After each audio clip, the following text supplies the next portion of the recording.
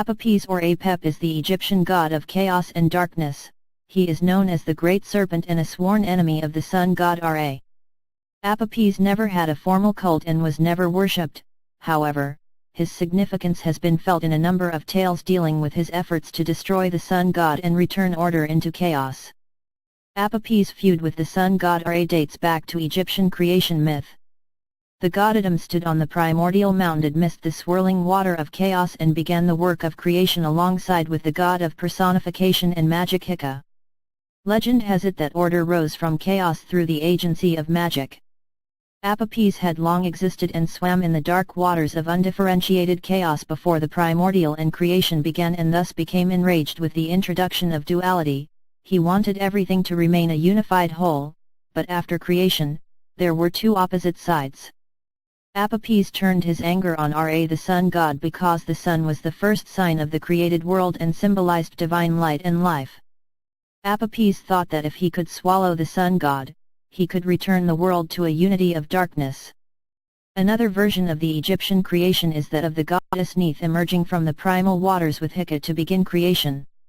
In this version, Apopis is given life as a created being but not equal to the earliest god. As Neith steps out of the chaotic waters of darkness onto the primordial mound, she spits out and a giant serpent swims away, which came to be by her saliva. The sun was Ra's great bark that sailed through the sky from dawn to dusk and then descended into the underworld.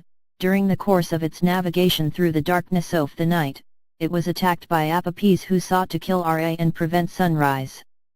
On board there was a number of different gods, goddesses, and the justified dead who helped to fend off the serpent.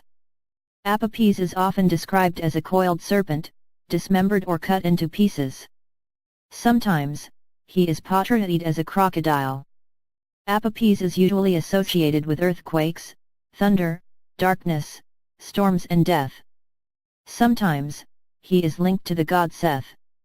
Seth is also associated with chaos, disorder, storm, and darkness.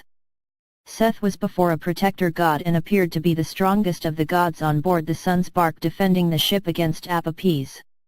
Sometimes, he was the only god able to resist Apopis' hypnosis when every other god including Ra was caught in under Apopis' hypnosis.